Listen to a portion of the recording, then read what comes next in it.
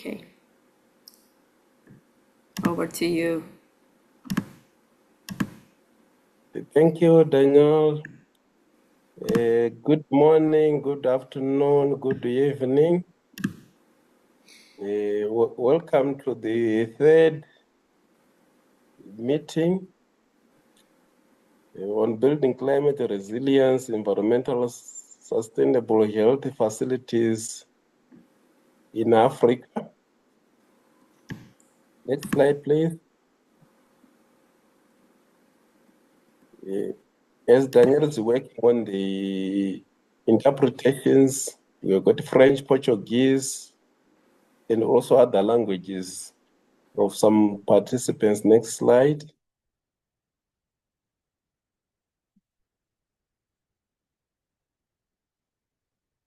Webinar learning objectives. Objective number 1, understanding the principles and the benefits of climate resilience and sustainable health systems, including how healthcare facilities can adapt to climate change, reduce greenhouse gas emissions, and align with the global and national climate priorities. 2, identify practical solutions and innovations in energy, water, wastewater management, waste management facility designs, and operations that strengthen healthcare delivery while reducing environmental impact and operational costs. 3, strengthen the capacity of health professionals and stakeholders to plan, implement, and advocate for sustainable and climate resilient healthcare facilities through collaboration, based learning, and access to existing guidelines, guidance, frameworks, and networks. Next slide, please.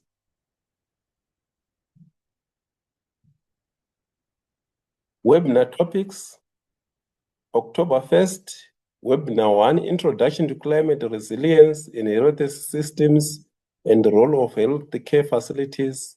November 5, Webinar 2, Renewable Energy and Energy Efficiency in Healthy Facilities.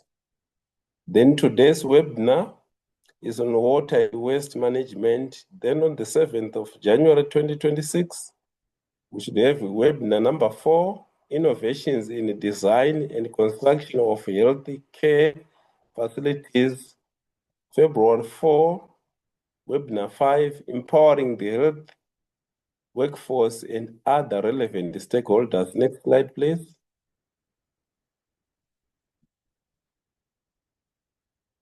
Learning objectives. To today's webinar, we've analyzed examples of innovative water harvesting, reuse, conservation methods in healthcare facilities. 2, evaluate approaches to waste reduction, reuse, and safe disposal in healthcare sector operations. 3, estimate potential greenhouse gas reductions and cost savings from improved water and waste management practices. Next slide, please. Today's speakers, yes, I've names them. Please pardon me in advance. Some of the names might be tricky. I have Kutan Voltage TEF from the National Professional Officer, Health and Environment, Ethiopia. Then Bettina, Data Scientist, Center for Sexual Health and HIV and AIDS Research, Zimbabwe. Then Kutz, Program Manager, Department of Health and Wellness in the Western Cape. Denton Smith, Deputy Director General and Healthcare Engineering at the Department of Health, Western Cape. Next slide, please.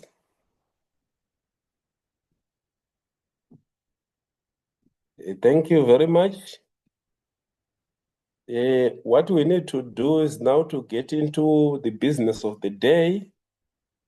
where we are going to start with the Professor Voltage, who will give an overview of the core benefits. The core benefits of sustainable water and waste management for a healthy population, as well as the contribution of waste and water management to climate change mitigation, and the importance of building resilience in health care facilities for resilient health systems. Let me take this opportunity to welcome Prof. to give his presentation. Please, Prof, can you share your screen and start the presentation? Thank you.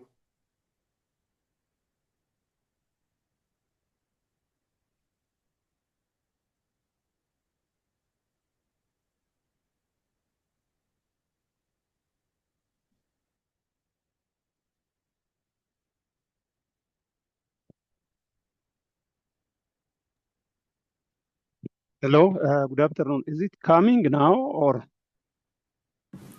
No, you have to put in the presentation slides.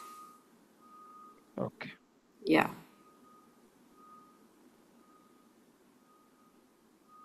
So, this technology is coming now? Yeah, you have to switch again.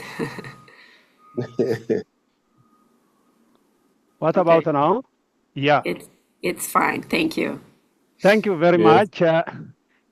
Thank you for the introduction. Good afternoon, good morning, colleagues. I think it is mentioned in the introduction. As if I'm a professor, I'm not a professor, so I want to make sure that I've been quoted in the right way. Thank you very much. I'll be very brief. And so within 50 minutes, I tried to capture both areas. I thought it is two areas of presentation, so I will manage that to do those things. So I'm going to follow this outline. I'm not going to read the outline, but for each slide, there is a reference note under the footnote. So anybody, when the slide is going to be shared, can refer to those links and then go and read the details. I'm happy to have this opportunity to do, as I'm doing several times a presentation on the webinars through this network. So in the introduction component, I will cover why sustainable water and waste management is matters for the health system or for the healthcare facilities.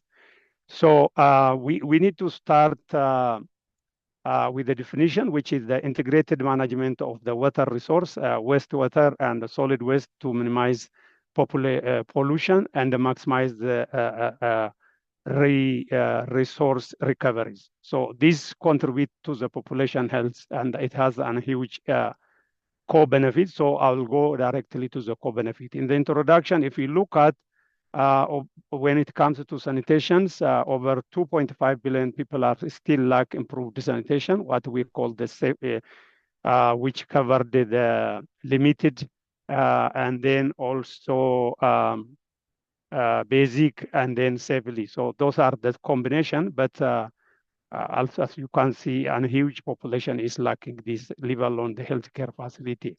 In Africa, this is linked also to the urbanization and the limited infrastructure, which worsen these problems, and the magnitude is more high than this, as the figure is indicating for the globals. So the benefit for the sustainable benefit of the sustainable management is sustainable water and the wastewater is to reduce the disease outbreaks and promote environmental protection and the socio-economic growth. So health is really not disease and also what we call morbidity and the mortality. Health is the holistic approach, even as per the WHO definition. So it goes beyond the disease and illness. So how this aligned with the global goal? the effort is, if this is happening in a good manner, is going to support the Sustainable Development Goal 6 and also Goal 3, even Goal 1, the poverty reduction, and also it can contribute to the Africa Water Vision, which is planned for 2025 for universal access to safe water and sanitation, which is really very far away to achieve this as the year is ending this year. What are the health co-benefits? So because of the time, as I said, anybody can refer to the link. Water and the waste management benefits is sustainable water and the waste management reduce the waterborne disease and improve hygiene standards in the communities and also at healthcare facility. Prevention of infection disease is very important. Access to clean water and sanitation prevent illness like cholera, dysentery, and typhoid, and prevalent, which is prevalent in a poor west, in a poor west where the waste is managed poorly. The cholera outbreak and all those infectious diseases are very rampant. So how this can be happened as a health co-benefit, we need to see this with the lens of one health integrated approach, integrating human, animal, environmental health, which reduce also zoonotic disease transmission through the proper waste management, because the animals might feed on those improperly managed waste, and then maybe they can harbor the disease, which later on they can transfer to the human being. So surveillance and the disease control, for example, the waste surveillance in Kenya tracks antimicrobial resistance and help prevent disease outbreak effectively. So this is one of the area we need to look at. We have to look also, as I said, health is a holistic approach. We need to look at also the socioeconomic benefit, resource recovery benefits, and reducing the use of fossil fuel, as well as also that can be used as a biogas from the wastewater, which reduce the use of fresh waters, and also the climate resilient support, sustainable water management, and support also the drought adaptation and ecosystem restoration to build climate resilience. The economic and the social impact is, it is very important to take into account when we create, it creates also this resource recycling and reuse, and then doing the innovative sanitation technology in the waste management can create a job which benefit also the economy, foster the economic growth, creating a job, especially in water scarce regions. So the global and the regional importance is resource recovery, could irrigate millions of hectares and provide energy to hundreds of millions annually, which is vital for Africa, where majority does not have access to energy, and also at a health facility. What are the policy action? So from the continental view, the African Water Vision I've mentioned, and also Agenda 2026 prioritize integrated water management and the climate resilient across the continent. So this is aligned with this continental initiative. Again, the wastewater as a reuse, which is the global wastewater initiative initiated by the UNEP, it aligns also with that one. And then the community and the policy integration is also very important. Investing in infrastructure, community-led WASH programs, and integrating human rights into policy are vital. So the governance and the partnership, these are also the stakeholders' engagement and example of sustainable solutions such as the rainwater harvesting, greywater recycling, composting organic waste, waste to energy, a smart water management where the non-revenue or lost water is account for 40% of the water generated by the water utility, like in Ethiopia and also other countries. So these are really very important. Then what are the climate action? To go very quickly, the climate action, the waste from the healthcare facility contribute to 3.5%. So if this is mitigated through the what I've mentioned before, there is the opportunity to reduce, to contribute to 20% of the mitigation. So the mitigation potential. So the water management also aligned in the healthcare facility also related also integrated water resource management, and then the resilient healthcare facility where wash, energy, disaster-proof designs also very important for the resilience. In Africa, if the waste and the water is properly managed, the urbanization in Africa and the water insecurity can be solved. So the climate action can contribute to that. So very quickly to the climate change mitigation. So the climate change affect ecosystem, economy, human health, and worldwide, which require urgent mitigations. So the wastewater and water management is very important and very crucial for the climate mitigation. The health system resilience also is very important to maintain care during the disaster, protecting public health and support the vulnerable population to cover as per the universal health coverage. So what are the resilient healthcare? This is the definition. I'm not going to read the definition, but the facility that can withstand and adapt to any and recover from the emergency and the climate-related risk while continuing to deliver essential, safe, and equitable health service, supporting sustainable infrastructure and the system. So climate, in this, what are the considerations? Climate resilient design. We need to have, I mentioned this in many meetings, climate resilient health system is not just a discourse. We need to have the design from the feasibility of the infrastructure to the health workforce capacity building to the supply chain. We need to integrate the climate resilience to all, even the budgeting to the annual budgeting, as well as in the adaptation and the mitigation funding. We need to consider those things. And then also the energy efficiency for the healthcare facility is very important.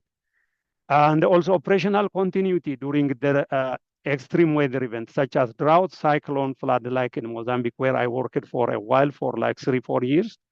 So these are very important also, the operational continuity of the health service. The long-term sustainability is also very important. For that, there is a need investing in resilient infrastructure, ensuring preparedness and sustainable for health system. So the waste sector emission and mitigation strategy, as I said, is very important. As I've already said, if we manage that, we can reduce those and then contribute to 20% of the mitigation potential. The challenge in Africa is rapid urbanization and the poor waste infrastructure, which increase methane emission and environmental also risk in Africa. So sustainable waste solution can benefit, as I said in the previous, to contribute to the national designated contribution, integrating to that, and also promote emission reduction and the green job creation. So water resource management is very important also in this. It's one of the area. For out of 5 major climate change component make it vital climate impact and the mitigation. So integrating water resource management is also very important in this context. Mitigation opportunity also the efficient irrigation, climate smart agriculture and the hydropower and the water recycling offer opportunity for the mitigation. So the water security in Africa also is very important to be considered, as 1/3 of the continent is water insecure.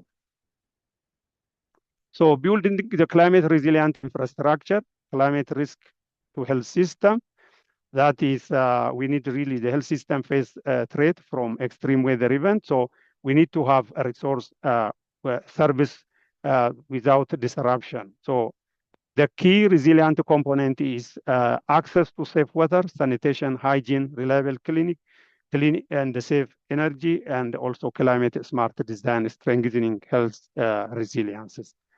The global and the regional initiative for this, the WHO Global Ones and the World Bank and others is very important. And also the benefit of the resilient infrastructure is strengthen infrastructure, improve emergency preparedness, universal health coverage, and health securities. So these are the action for the healthcare facility serving vulnerable population. What are the area? Infrastructure resilience, emergency preparedness, community service, capacity building, and also policy in the financing. I want to touch on the financing. There is a need to integrate climate health policies, secure adaptation fund, and then climate health financing to healthcare financing regular budget. So there is a need, apart from looking for additional resource, climate resilience, the policy need to make sure the climate resilience is integrated to the regular health budget at healthcare facility and also at a national level. So these are the components which I'm not going to read. I will just want to give highlight from this picture. These are the 5 components: the energy efficiency in the renewable energy, water conservation and the safety, waste management, green infrastructure and emergency preparedness, low carbon operation. So I just want to touch on this one. The solar panels installation on the roof of the renewable energy. This is happening in many countries recently, like in Zambia, in Ethiopia, and many other countries from the Gavi and the other fund, and also from the government regular budget. A wind turbine you will see as a backup for additional clean power. Electric vehicle charger station in the parking plot, and using the electric car for the healthcare facility transportation for supply for staff, which can contribute to the reduction of greenhouse gas. Then the green landscape to enhance environmental sustainability and also ensure the aesthetic value for the clients. A clear sign indicating low carbon is also very important at the healthcare facility. So in conclusion, I would like to highlight this very loudly, the summary and the call to action. The importance of sustainability is very important. So sustainable water and the waste management strengthen climate resilient health system and improve health outcomes. So integrated strategy, healthcare facility adopting integrated strategy reduce environmental impact and enhance resilience against climate risks. Then the other call to the stakeholders. So the stakeholders should invest in the infrastructure, enforce policies, and promote community engagement for sustainability. Then the collective action, this is the collective effort are essential to ensure healthier, more sustainable future for all with regard to population health. So working in silo is not going to be benefit anybody, whether it is through a donor fund or philanthropies is not really in a silo, is not working. There should be an planned and also well thought integration of what are available to strengthening the health system, and then particularly the healthcare facility health system, from the supply design to the healthcare facility, to the health workforce capacity building, and then to the community engagement, as well as community level operational research to guide the response at the community level, particularly the vulnerable population. Thank you, and over. Thank you very much, Wataj, for the presentation. If you've got any questions, please put them in the Q&A. We are going to have a discussion at the end of the presentations. So our next presenter is Jetina. Jetina is going to touch on a tool she's using in low cost settings to assess carbon emissions in waste management at healthcare facilities. Jetina, can you share your screen, please?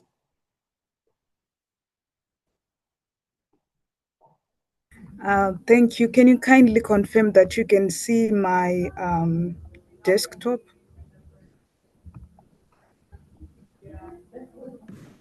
Yes, we can see. Yeah. Okay. We can see your presentation. Okay. Okay. Thank you so much. So, firstly, we want to thank you so much for giving us this opportunity as Sesha Zimbabwe to share the work that we are doing in building climate resilient and environmentally sustainable healthcare facilities in Africa. So, I'm going to co present with my colleague Tabani Muronzi, where we are going to speak more on water systems and circular waste management within healthcare facilities in Zimbabwe, where we have worked and had a number of progresses. So, just to cement our course of action on this work, I'm going to speak more on what is there globally. So, it is estimated that 1 in 10 healthcare facilities they lack basic water services, and over 700 million people they tend to receive care in healthcare facilities, but without hand washing solutions at their point of care. And drilling down to our Zimbabwean context, it is shown that 81% have basic water, 4 to 5% they do have basic sanitation, and 58% they have basic hygiene, and only 3% meet all the basic wash and waste criteria according to WHO and UNICEF 2018. And the healthcare waste within the low medium income country is ranging between zero point 0.5 to 2.5 kgs per bed per day, with poor segregation contributing to increased environmental and health risks. And then if we then want to take it to our rural setup, this then is with frequent poor waste handling, water shortages, as well as poor sanitation, thereby intensifying our climate related vulnerabilities. So now taking you to one of the contexts that you are working in under our High Horizon project, which is approximately 22 healthcare facilities. It faces chronic water shortages due to seasonal variability, declining borehole yields, and limited maintenance capacities, with its waste management being largely informal, with open burning, shallow pits, and limited off-site collection. So what we have done under the High Horizon project, which aims to provide integrated, cost-effective carbon mitigation and heat adaptation interventions to the pregnant women, postpartum, the newborn, and our frontliners, thus our healthcare workers. We have managed to create this system such that we provide these cost-effective mitigation and adaptation interventions, where we first measure our emissions within these healthcare settings. We design interventions together with our stakeholders. We implement them, then also try to assess its effectiveness and then disseminate the results in platform as this webinar. So the approach that we have done with where we are currently is number one, we've managed to measure carbon emissions using the WHO endorsed AKDN carbon management tool in 8 healthcare facilities, 3 in South Africa, 3 in Zimbabwe, and 2 in Kenya. All of them, they do have got different topologies. Some are private, some are public, serving the primary, secondary, or tertiary activities. We've managed to measure that. Then the next part that we did was to then co-design and co-create mitigation interventions with our stakeholders using the living lab approach, where our main idea is then to firstly make sure that we develop we develop interventions with our stakeholders rather than only for our stakeholders. Then understanding that we are working in an ill-resourced environment, we then developed a tool called Carbomica, where we wanted to then guide decision makers on how they can actually allocate financial resources for maximum reductions of emissions. After we got guidance from our Carbomica tool, we then implemented our interventions which aimed to improve infrastructure, behavior, and the nature-based related activities. So right now I'm going to hand over to Tabani to then speak more on some of the results that we got in terms of carbon assessments in our facilities. Over to you, Tabani. Thank you, Bettina. Greetings from Mount Awu. So the slide that you're seeing is basically speaking on the results that we We got can hear from you the year well. 2020. You are super far. I'm super far.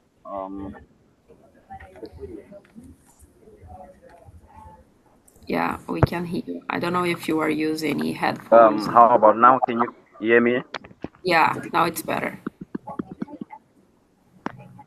Okay, so the slide that you're seeing is speaking on the carbon emission results that we analyzed from January 2023 to December 2023. We measured all resources that you see on the slide, but for the specific focus of this webinar, I'll just zone in on the waste. So in total, we got 166,000 kgs of carbon dioxide equivalent from the Mount Darwin Hospital. And for waste, it contributed to 4% of the total, with 7,400 being the total carbon dioxide equivalent emissions for that. And if you compare it with grid electricity, you can really see the huge difference in that. Next slide, please.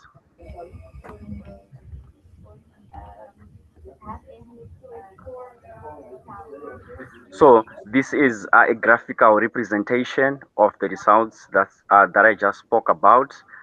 If you can look at the fourth bar from your bottom, that's where you can see waste, and this is aligning with the literature that we have so far to say between 3 to 5% is contributed from waste. Next slide, please. So for us, we measured different categories of waste. We started off within the AKDN tool. We did measure infectious waste and non-infectious waste. We're also interested in understanding the non-metallic waste from the admin, whether be it plastics or paper. We're also interested in understanding pharmaceutical waste from the sites that we worked in. And mixed general waste was also of importance. If you consider that we've got patients who come in and out, we're also interested in doing that, as well as organic food waste produced from the kitchen. So we did have data collectors on site who were able to daily log in these different types of waste. Thank you. Next slide. So then after measuring our emissions, we then had to decisively allocate our resources to maximize the reduction of emissions, not only from the waste management component, but from the entire pipeline, from all those emission sources which have been shown before. So the graph shows our Carbomica results, where from the left you see budget allocation graph. On its x-axis, it shows 3 different budget scenarios, and on the y-axis, it shows the respective carbon mitigation interventions which the two recommends that we take given that specific budget selected. Then on the right graph that we have, we see that on the x-axis also we do have got our budget scenarios. Then on the y-axis we do have got the respective carbon reduction expected when we implement the respective carbon mitigation interventions. What is interesting in these results that we got was at 3,000 budget scenario and at 10,000 budget scenario, it recommended that we do waste segregation for waste management, as well as engagement and awareness to our stakeholders to ensure that we reduce carbon emissions from waste and other areas.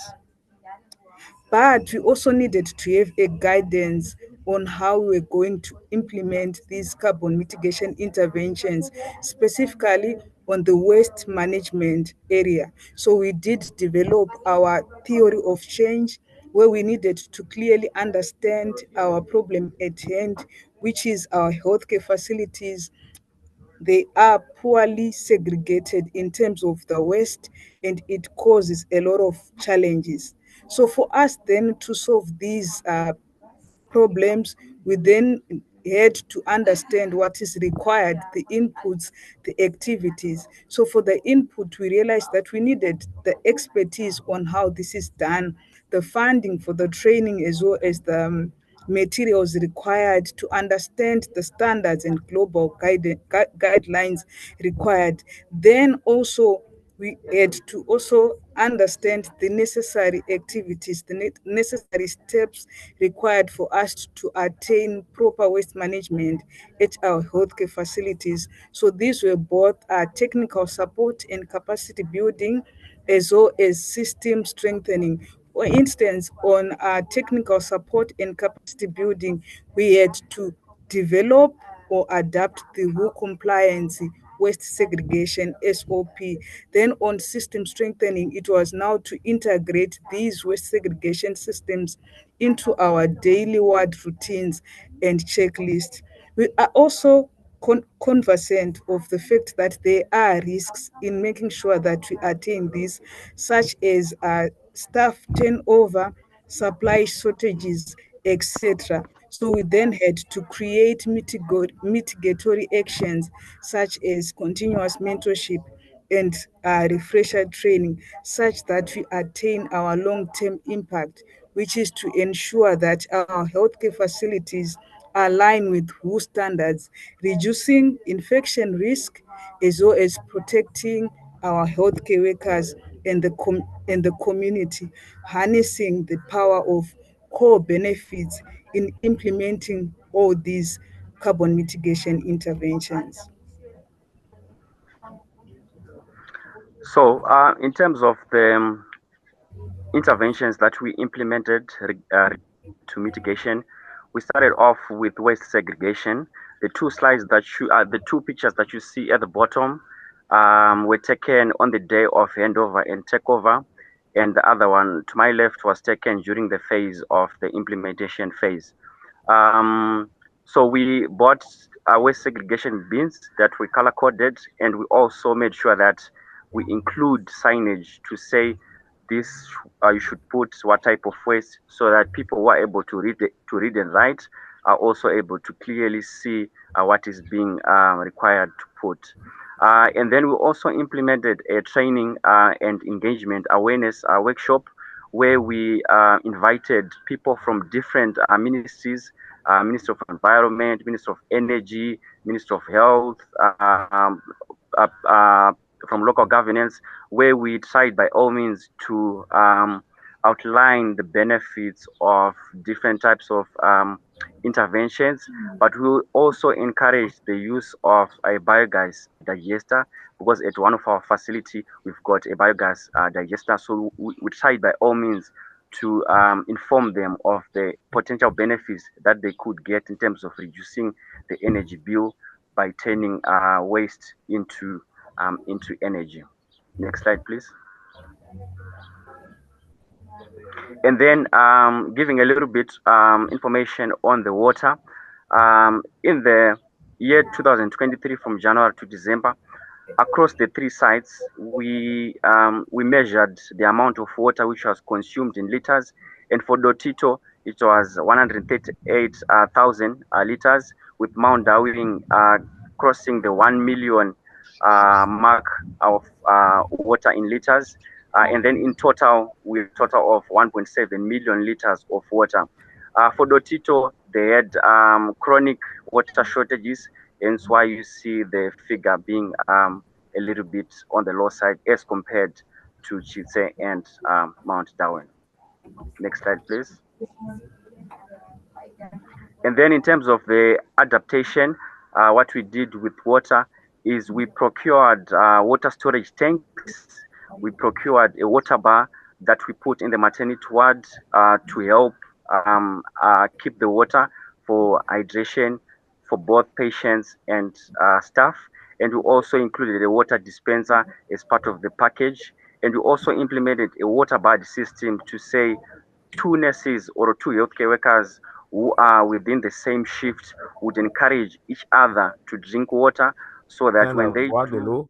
their Et day-to-day ceci work, nous permet en the réalité de productivity levels will be la high based on productivité. that.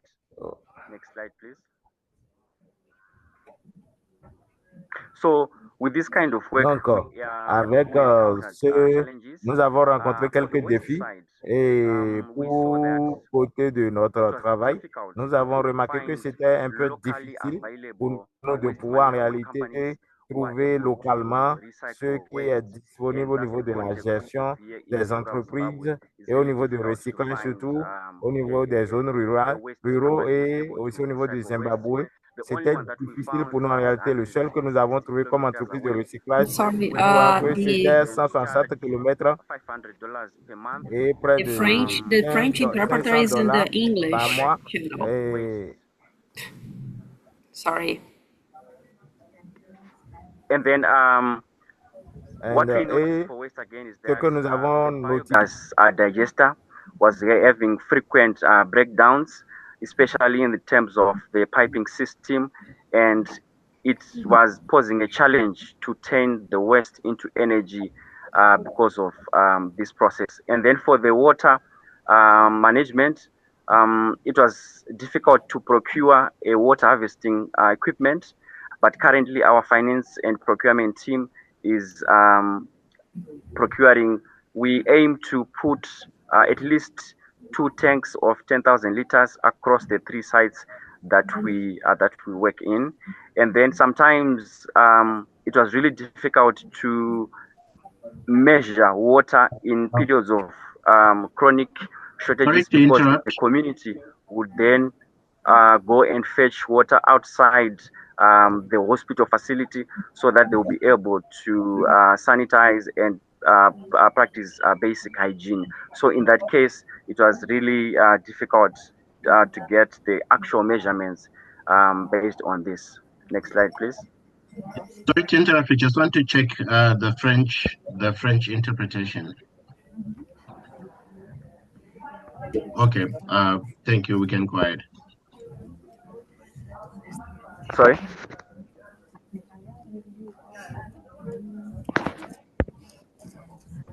Okay. So we've got based on our work that we did, we have recommendations.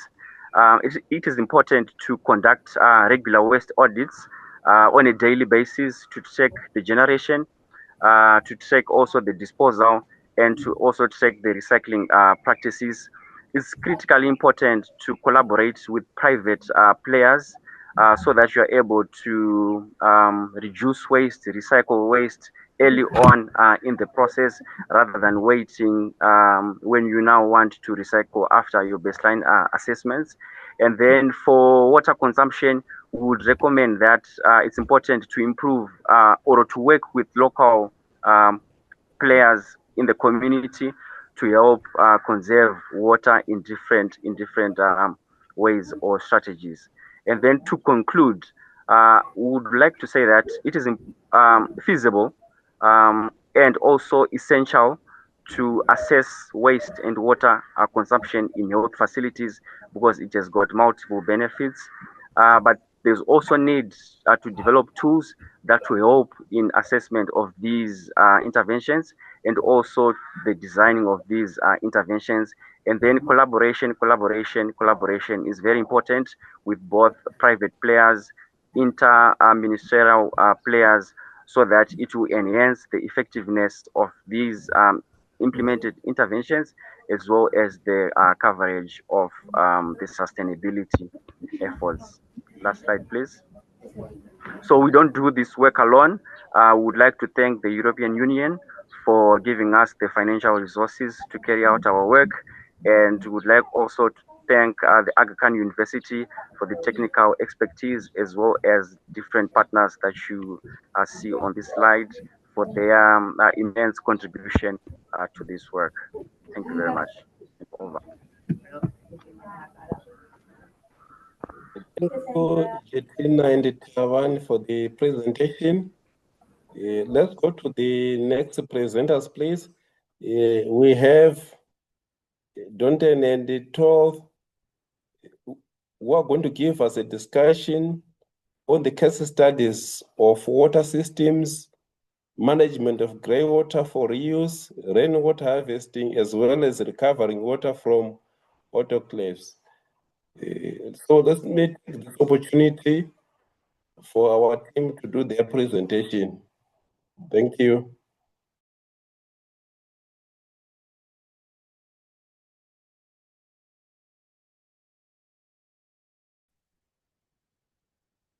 Good afternoon, everyone. Good morning, good afternoon, good evening. It is now just before 5 in South Africa, so that's our time now.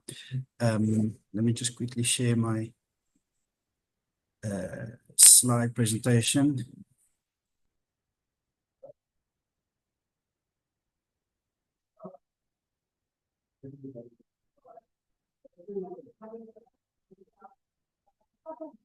Yeah, there we go.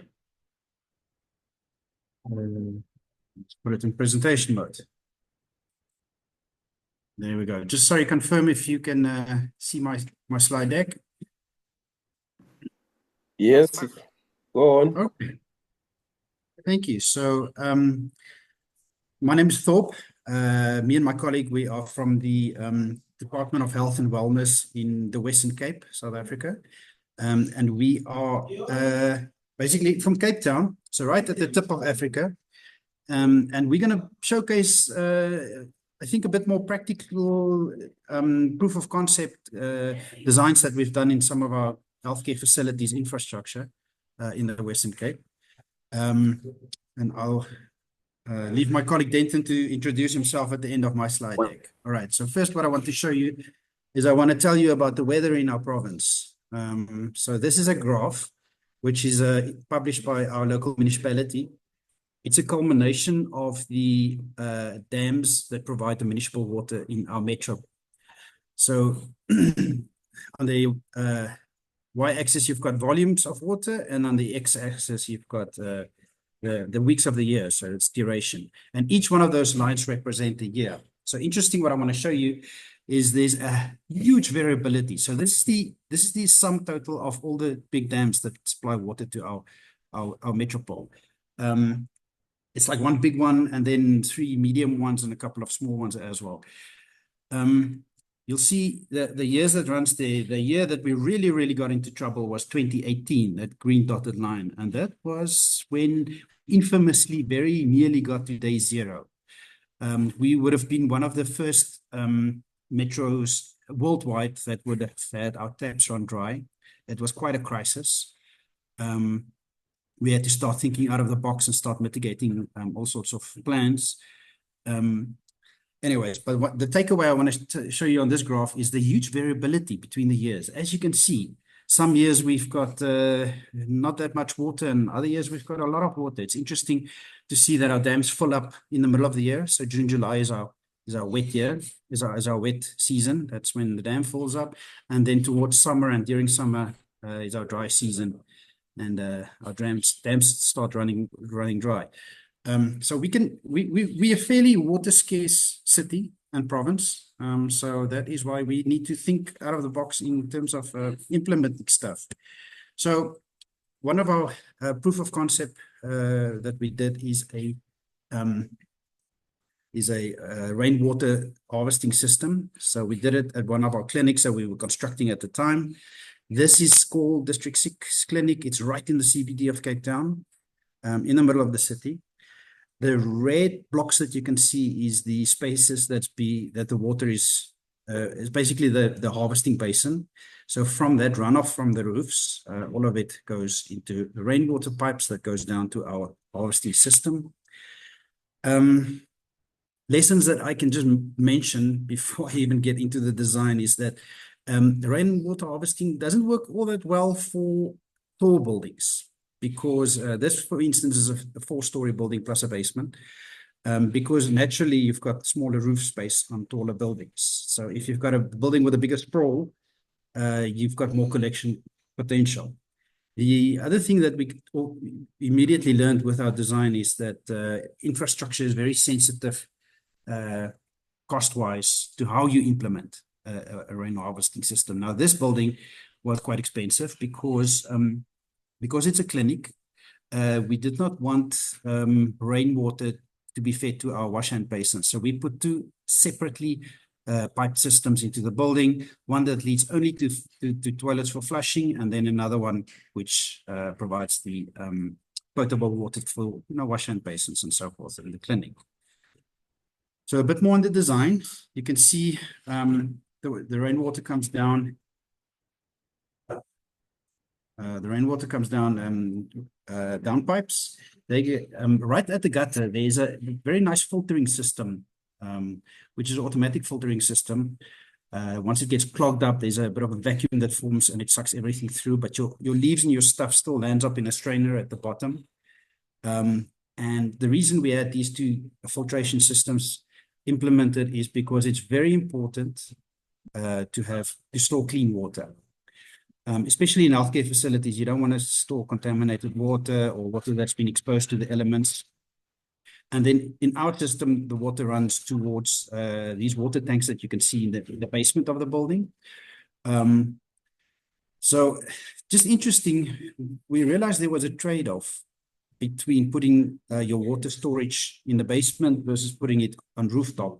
If it's on rooftop, then you've got the benefit of gravity feed throughout your building. So you don't need to spend that much infrastructure in boosting your pressure of your water.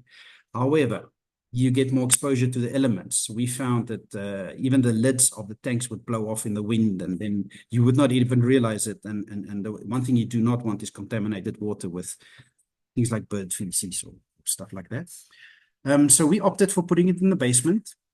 Unfortunately, then you have to apply pressure to the water to feed it throughout the rest of the building, which is, of course, also infrastructure cost and additional utility and so forth. Right, so what did we, and then we ran the system just when we opened the clinic and we gathered some results. So the results was quite pleasing, proof of concept. So interesting, the graph is just on the y-axis, you got the precipitation event, in other words, rainfall. And then on the x-axis, you get the amount of water that it's harvested.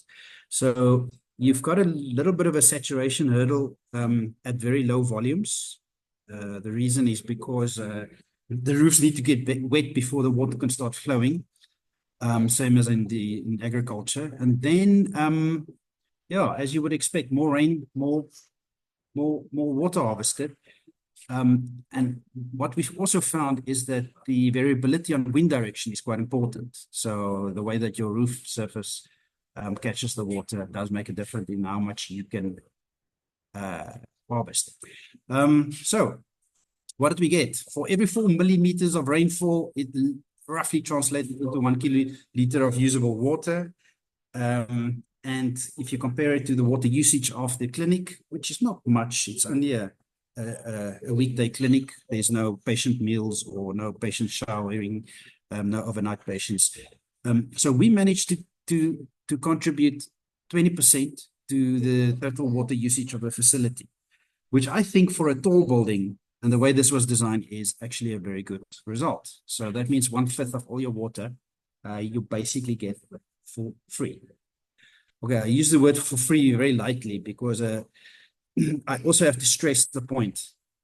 Water harvesting, we found, is rainwater harvesting is not something you do when if the sole reason is to save money. The reason is because compared to your utility cost, in our case, our municipal cost of water, the payback of such a fairly expensive system is not possible. So you would rather do this because you want to build the resilience in your system. So if you're concerned about municipal taps running dry as we were, or you're concerned about municipal water being discontinued for some other reason, then you would build the resilience in your system by installing these kind of things. But compared to utility cost, you would not do that for that reason. The reason is because basically water is one of those things which leans itself towards economies of scale. So a province or region or a community would benefit much more by pulling together and have a centralized dam system to feed their water utility. Okay, so that was that project. Then we did another one. I want to share this one with you. It was called a Blackwater system. All right. So this was at a different building, also a proof of concept. We've only done this once because we wanted to test how it works. So before I get started, I just thought I'd put together a couple of terminology and generally accepted uses of words and what they're called. So I'm not going to go through all of them, but I mean, you all know what municipal water is and potable water and so forth. Rainwater harvesting we were just talking about. And then you got this thing called grey water. So grey water, interestingly, so this is runoff from water from buildings, which comes from your sinks, showers, washing machines, all of these things. Basically, everything that comes out of your building, you can classify as grey water, except one thing, which is sewage. So once you flush a toilet, the water that comes from that toilet is called black water, according to general accepted terms. So I was looking at this and I'm trying to make a point here, is that I've got a bit of a problem with this terminology, and I'll tell you why. Because according to this definition, I think all water on the planet is supposed to be then black water, called black water. Because if you think about it, during the duration of our planet, every single drop of water that exists on our planet at some point has probably been through in contact with feces or in contact with urine or maybe passed through a dinosaur's bladder or something. And yet we can still drink water from a river or from harvesting rainwater. And the reason for that is because Mother Nature cleans water for us. So Mother Nature has got all sorts of mechanism from evaporation to condensation, to microorganism cleaning water, to sand filtering, which cleans water for us. And that's why we've got clean water on the planet. And what we wanted to do with our proof of concept is to install this principle of Mother Nature cleaning water for us into our building. So I want to show you the building where we did it. This one is called Bellville Health Park. It's also AKA called Green Building because it's got a lot of nice solar panels there. And right there in the corner of the building is where we've got our black water plant. So we've got all of the toilets connected to our sewage system running down towards this plant in the bottom of the basement. First it goes past a sump where the solids goes to the bottom. And then you've got a light yellowish tea coming out of it. And that we put through a thing called a sustainable organic filter. For short, a SOC filter, it's coined. So let me show you what that SOC filter. So this is in the basement of the building. You're seeing these crates. There's 4 levels of these crates. The actual water that comes off that tea, it drips through those. And inside each of these crates, you've got this sort of a peat-looking substance. It's soil, and it's filled with all sorts of microorganisms that basically cleans the water for you. So I put a little picture of a little drain. It's called the drain fly. The larva of that drain fly actually lives off the impurities in the water. So that's quite interesting. And that cleans the water amongst other organisms. And by the time it's dripped through all of these 4, it comes out clean enough for you to drink. We don't actually use it for drinking water. What we do with it is we release it back into, I'm just showing this picture again, back into a swale. There's at the bottom of this building, there's a little swale that hooks up to the city's stormwater system. So we simply release it back into the stormwater system. The municipality is happy for us to do it because we regularly test the water to ensure that it's very good quality water to release. And the proof of concept for us works.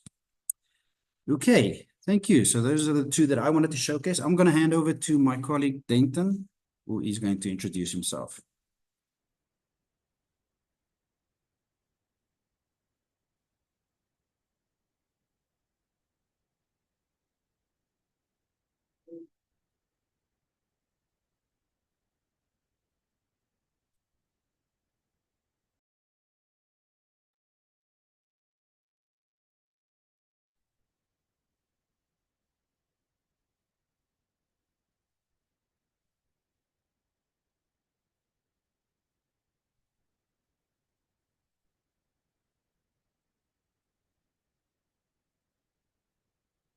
Hello, Denton. Is Denton available? It looks All right, like. greetings. Can you hear me? Can you hear me? Thank Yes. you. Yes, Okay, you. great. I was just Okay. having some technical issues. So joys of Okay. working on a government issue computer. Okay, can you see my presentation? No. No, not yet. Okay, we did it. We did a dry run earlier, and it worked like a charm. Hang on, You let's are not try this sharing. again. You have to share. Okay, I think, Denton, we saw it for a second and then we couldn't let's see it do again. this. Okay. Yeah. Okay. How's that? Yeah. Perfect. Can Yeah. you turn on Perfect. your Great camera stuff. as well so we can see you? You Yes. sure you want to see me? I don't know if the camera's active, but we'll give it a go. I have, yeah. So I don't know if someone can activate the camera potentially, but nonetheless, well, I'll turn it on again at the end of the presentation. Now, my name is Denton Smith. Like Thorpe mentioned, I am also based in Cape Town. I am the head of engineering at one of the larger academic hospitals of South Africa. It's a hospital that was originally designed for 1,500 beds, so it's quite a large place. So the figures that we are going to go through a little bit later, you must always bear in mind that it is a large hospital. But without further ado, and to not allow everybody to sit for a long time, let's start. Now, with all engineering people, we like a formula. So this is the formula which I came up with. I call it the formula for sustainability. And it goes like this: less waste or less consumption equals less waste. Less waste equals less pollution. Less pollution equals less death and illness. Less death and illness equals less burden on society. Less burden on society equals happier people.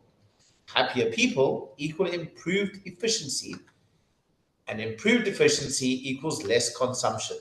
And so it keeps chasing its tail. It's quite an interesting little formula, that, if you think about it.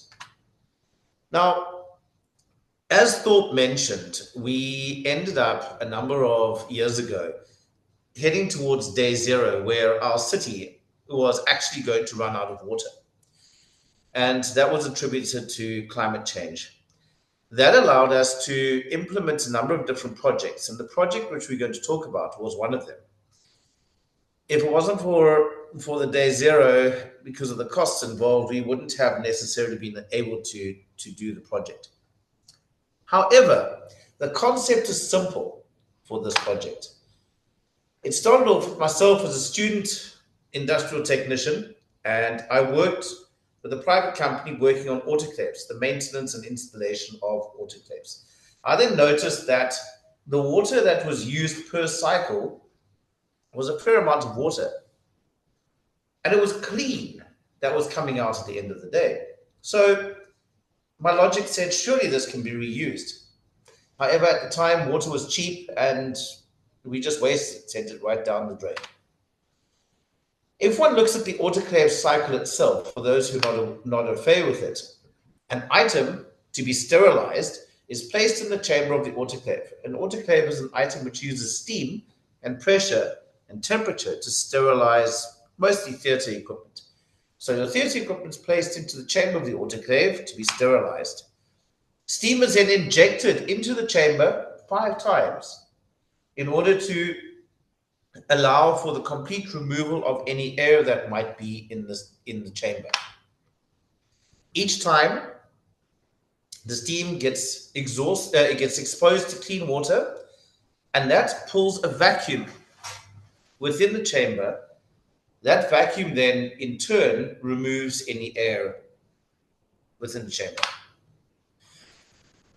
Then the chamber is injected with steam to pressurize and raise the temperature in order to sterilize. So there is your temperature and pressure that your item has been exposed to in the absence of any air. Once the exposure to high pressure and temperature has been done for the required period of time, 15 to 20 minutes. Then that pressurized steam is then exposed to more clean water, which then creates a final vacuum in order to dry the items, the surgical items that are in the chamber of the autoclave. Which means by default, when we're using a huge amount of water for each cycle, the running costs of the autoclaves are inherently high. So my assumptions, of course, everyone has assumptions as engineering folk. And first thing we said is, will we get the money to proceed with the project? If there's money, we can do it. Now, the idea behind the simplicity, in other words, easy to implement, is that it was designed with the idea in mind that all the parts are easily available no matter where you are in the world. You can easily find these parts. And a person with basic plumbing and basic electrical skills will be able to service and maintain it. So the project will be designed to be self-sufficient and easy to implement and easy to maintain. So our main barriers, this is a picture of our sterilizing department at the hospital. Our main barriers, of course, are finance. However, we ended up with a big break. We had obviously the day zero where we were going to run out of water. So everyone was pushing to save water. And at the end of the financial year, we had a little bit of a surplus on our hospital budget. So we managed to sneak this spend through under the radar in order to get the project done. So how does the system work? Wastewater from the autoclave cycle is discharged into a hot water holding tank. Of course, you've got to hold the hot water that is generated when you pull a vacuum, where you're exposing the steam inside the chamber to water. Of course, you end up with a thermal transfer. So you end up with hot water. That needs to be held somewhere. The hot water holding tank pumps the water to an intercooler, because when you want to store water for any period of time, it's always a good idea to store water in a large plastic water storage vessel. A steel water storage vessel is prone to potentially rusting over time, so plastic is your better option. You can't pump hot water into plastic. That is not always the best idea for the plastic tanks. So we pump the water through an intercooler, which allows for cooling down of the water from discharge temperature to roughly ambient temperature or slightly above, which is fine. The cool water then sits in the holding tanks, and then from the holding tanks, the cool water is pumped back to the autoclave for reuse. So effectively, it's a closed, never-ending loop. It's the same sort of idea that they use in power stations, where steam is generated in order to run turbines. It then goes to cooling towers. The cooling towers condense that steam that was used to produce electricity in the turbines. It condenses it back into water. The water then goes back into hot well tanks and then back into the boilers for reuse, producing steam again, and then back into turbines. So it's exactly the same story as that. It's a never-ending loop. It's a closed circuit, which allows for the reuse of that water.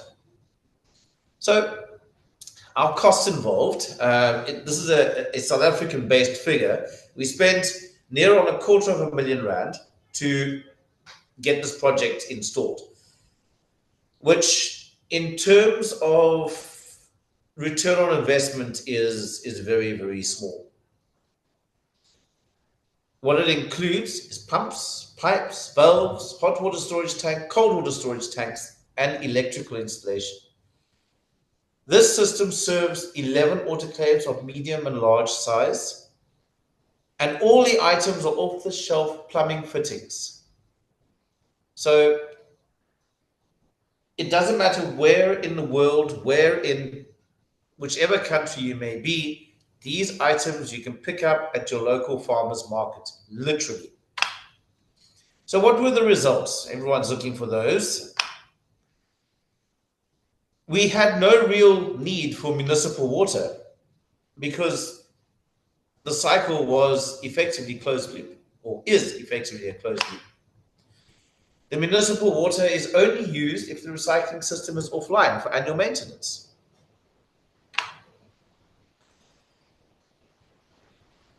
We save on average 1 million liters of water per week, or 1,000 kiloliters of water per week.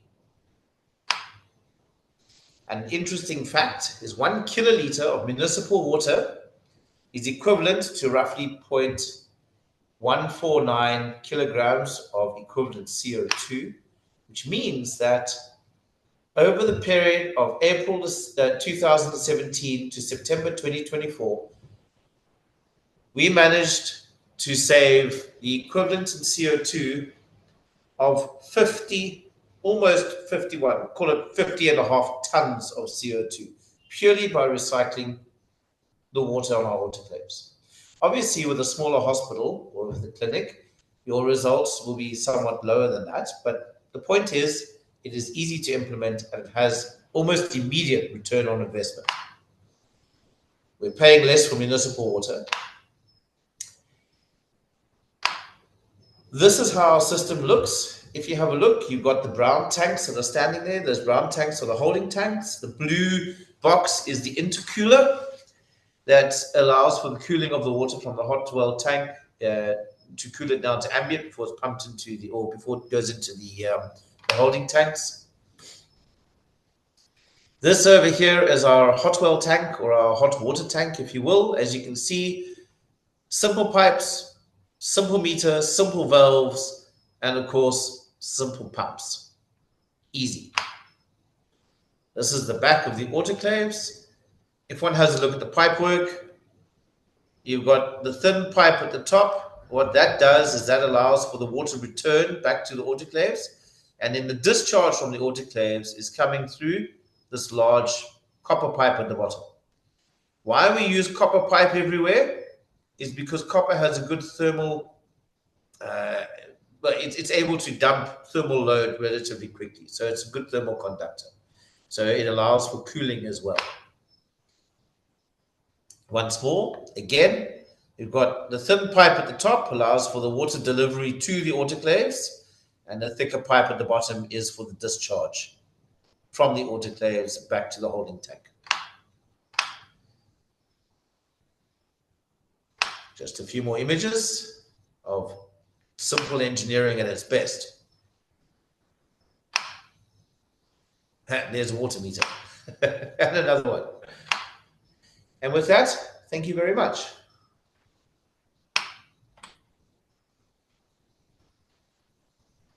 Thank you, colleagues, for the presentations on the grey water and also wastewater from the autoclaves being made for. Let's go to our Q&A. Daniel, can you also assist if you can summarize some of the questions? There's quite a lot there that might need the discussions by our panelists. There's so much interest from the participants. Some of them want to adopt the technologies that have been showcased by the panelists. And also some are inquiring if you can, they can be able to access webinar 1 and the webinar 2. If those that,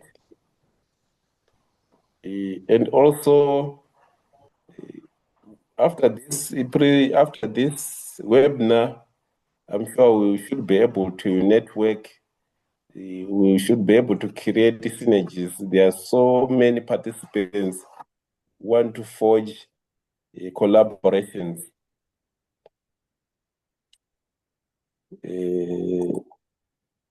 Let's go. The question for Tabani and Jetina. Where exactly in Kenya did you use your technology? There's a participant want to know the participants from Kenya. Jetina? Thank you. So we did that for Mombasa as well as Kilifi. So that's the Aga Khan private hospital and the Kilifi healthcare facility in Kenya. So those were the facilities.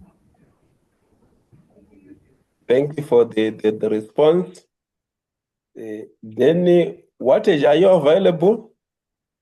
Yes. There's a question for you. Is there a sustainable measurement template which the healthcare facilities can use to assess their compliance or non-compliance? To mean to the resilience or to the climate resilience through the healthcare waste management, water management, and all those things, or what are the standard the colleague is asking? I'm sure it's asking for how we can measure sustainability. Is there a template that one can use in healthcare facilities? Yes. Yes, sustainability in the resilience is aligned. If you look at the healthcare facility, if you look at the guideline, the standard and the guideline from the WHO on the climate resilient and environmentally sustainable healthcare facility, there is an indicator. There is a checklist where you assess your healthcare facility, and there is a color coding where you can use to evaluate the sustainability issues. So it's there, the checklist is there. So there are criteria, and then so you evaluate and you use the color coding. So that is already there. I think that is the guideline. It can be adopted like what has been. I really much appreciated what has been presented by the colleagues, what they have done on the ground. We put the guideline and we just presented the ideal situation. But what has been presented by the all colleagues from Zimbabwe and the South Africa is really what has been developed in the ideal guidelines, and then they came up how they can measure the resilience and also the payback, the economic and the health benefit, which I was talking at the beginning. So I think it is there, but there should be people with the research background to start with it, like what has been done in Zimbabwe and South Africa. We need those people with the research background before going to the actual operation as a pilot.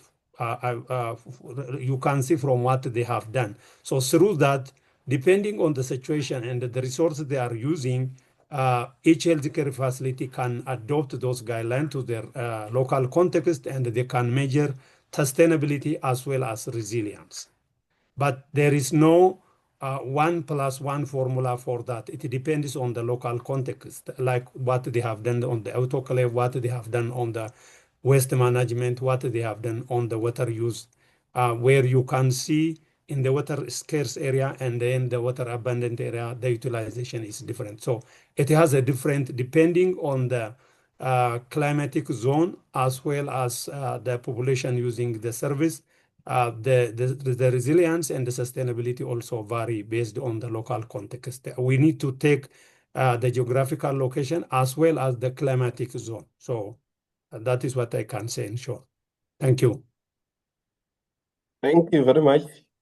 Then there is a question, I'm sure it's also directed to again from Jim from Harare. His question is on the managing of placenta pits that are full, mostly due to poor waste management segregation.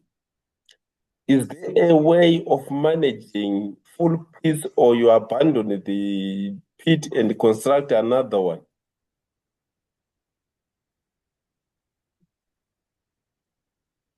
other participants with the same experiences can actually contribute to the question.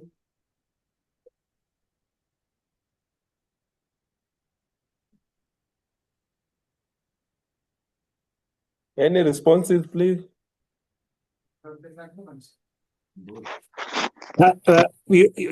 Sorry, you mean the placenta? The placenta is part of the healthcare waste management. So I think it needs to be managed in many areas, especially in the primary healthcare and then also the health centers. They have a difficulty. They have a local pit sealed, like a septic tank sealed pits where they are disposing that. But in most cases, there is a problem with the placenta pit. But in terms of definition, if the healthcare facility does not have a proper and safe placenta pit, it can be considered as a healthcare facility that does not have a basic healthcare waste management. So it's not a separate, it is a part of the healthcare waste management. In fact, it's an infectious waste, and also it's a part of the healthcare waste management. I hope our colleagues, if they consider the Zimbabwe, they have already considered also the placenta pit. I was expecting for them to answer when we are looking for the gray water at the healthcare facility and also the water management and healthcare waste management. If the project includes that, if placenta management is missed, I think it is incomplete. So in any project, we need to think of holistic approach. That is what I was mentioning. Thank you. Thank you. Thank you for the response. Then a question for our colleagues in Western Cape on how, in the Western Cape, how do you monitor the quality of the water in terms of contaminants? Is there any auto system for measuring contaminants?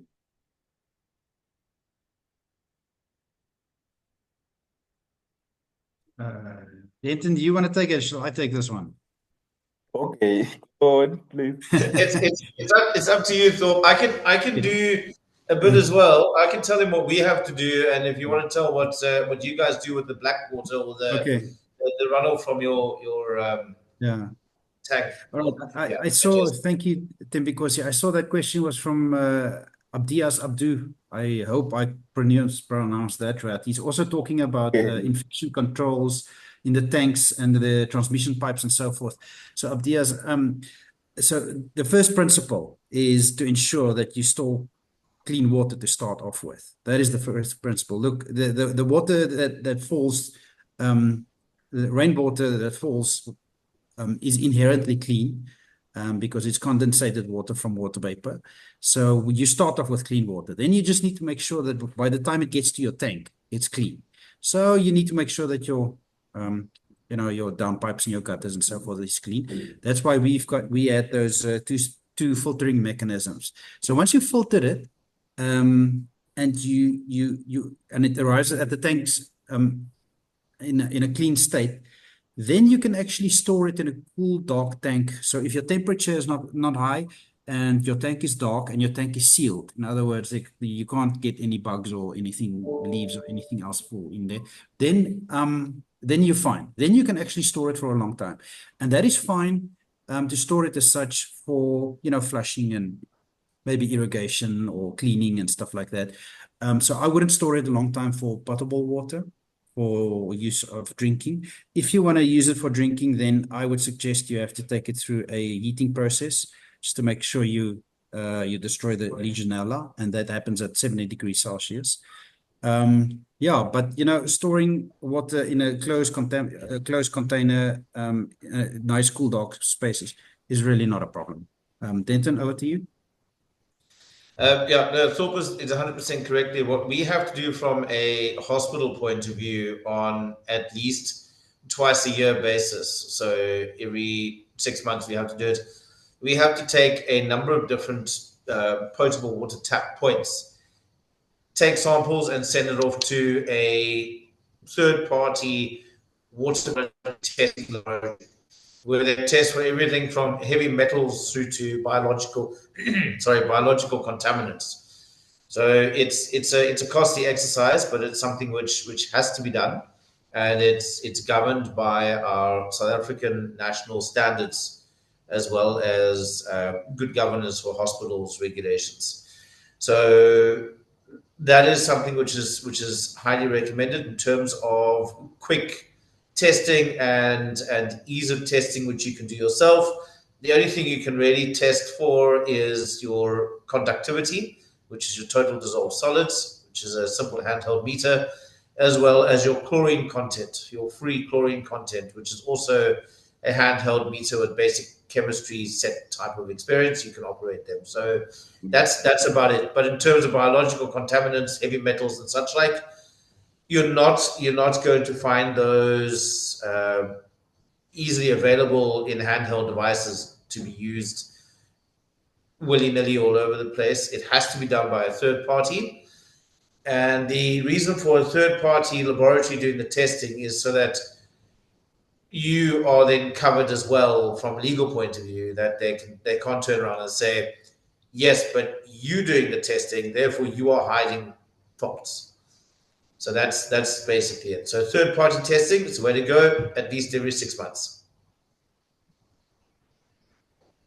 Thank you so much. Interesting from Cape Town. I think I'll be visiting you very soon there during the Christmas holiday. Anything burning? We have run out of time. Anyone with a burning contribution to make before we close the webinar?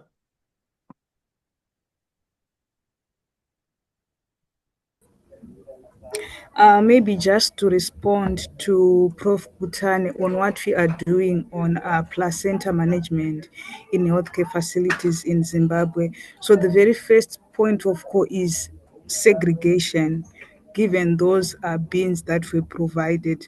Then the second component, which we discussed with our stakeholders, was then to have energy efficient incinerators then to manage those wastes. So that's how also we have been incorporating these mitigation interventions to manage waste in healthcare facilities. So thank you. Over. Thank you very much. This marks the end of our webinar. I'm sure behind the scenes we are going to continue networking. We need to collaborate, learn from each other. We are facing so much challenges in terms of the growing populations, demand for clean water, demand for reduction in carbon emissions into our atmosphere. You know very well, we are facing so much climate change. As a result, we have extreme weather conditions resulting in droughts, resulting in flooding. So with such webinars, we learn from each other, then we actually mitigate some of the challenges that we face in our daily communities. This marks our webinar for today. Very interesting. Let's continue collaborating, colleagues. Thank you so much. Thank you. Bye. Thank you. Bye. Bye. Bye. Thank you.